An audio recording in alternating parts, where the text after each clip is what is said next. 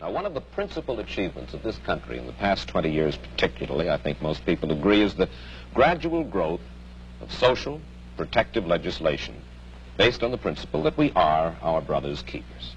How do you feel about the political trends of the United States, the Western world?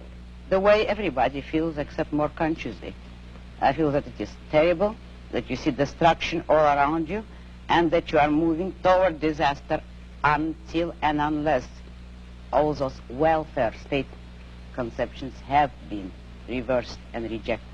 It is precisely these trends which are bringing the world to disaster, because we are now moving towards complete collectivism or socialism, a system under which everybody is enslaved to everybody. And we are moving that way only because of our altruist morality. Ah, yes, but you say everybody is enslaved to everybody. Yet this came about democratically, Hein. Free people in a free country voted for this kind of government, wanted this kind of legislation.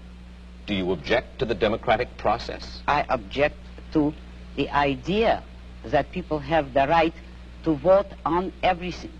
The traditional American system was a system based on the idea that majority will prevailed only in public or political affairs, and that it was limited by inalienable individual rights. Therefore, I do not believe that a majority can vote a man's life or property or freedom away from him. Therefore, I do not believe that if a majority votes on any issue, that this makes the issue right. It doesn't. All right. Then how do we arrive at action? How should we arrive at action? By voluntary consent, voluntary cooperation of free men, unforced. And how do our leaders arrive? How do we arrive at our leadership? Who elects? Who appoints? The whole people elects. There is nothing wrong with the democratic process in politics. We arrive at it the way we arrived by the American Constitution as it used to be. By the constitutional process as we had it, people elect officials, but the powers of those officials, the powers of government are strictly limited. They will have no right to initiate force or compulsion against any citizen except a criminal. Those who have initiated force will be punished by force, and that is the only proper function of government. What we would not permit is the government to initiate force against people who have hurt no one, who have not forced anyone. We would not give the government or the majority or any minority the right to take the life or the property of others. That was the original American system. When you say take the property of others, I imagine that you're talking now about taxes. Yes, I am. And you believe that there should be no right by the government to tax.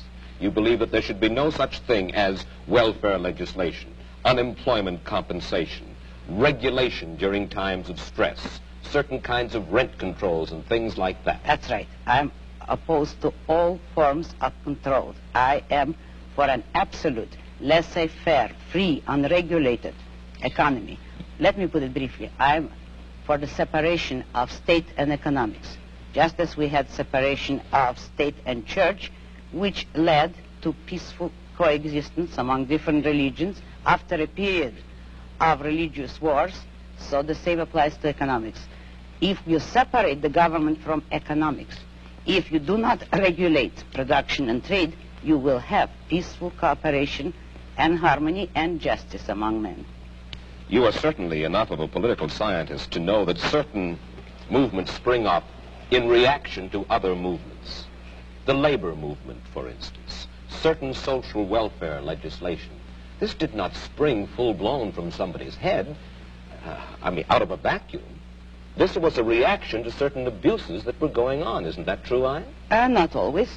It actually sprang up from the same source as the abuses. If by abuses you mean the legislation, which originally had been established to help industrialists, which was already a breach of complete free enterprise. If then, in reaction, labor leaders get together to initiate legislation to help labor, that is only acting on the same principle, namely, all parties agreeing that it is proper for the state to legislate in favor of one economic group or another. But what I'm saying is that nobody should have the right, neither employers nor employees, to use state compulsion and force. But when you for their own advocate, interests. when you advocate completely unregulated economic life in which every man works for his own profit, you are asking, in a sense, for a devil take the hindmost, dog eat dog society, and one of the main reasons for the growth of government controls was to fight the robber barons, to fight laissez-faire, in which the very people whom you admire the most, the hard-headed industrialists, the successful men, perverted the use of their power. Is that not true? No, it isn't. Oh. This country was made not by robber barons, but by independent men, by industrialists who succeeded on sheer ability. And having, By of course they ability, succeeded. I mean without political force, help, or compulsion. But at the same time, there were men, industrialists, who did use government power as a club to help them against competitors. They were the original collectivists. Today, the liberals believe that that same compulsion should be used against the industrialists for the sake of workers. But the basic principle there is, should there be any compulsion? And the regulations are creating robber barons. They are creating capitalists with government help, which is the worst of all economic phenomena.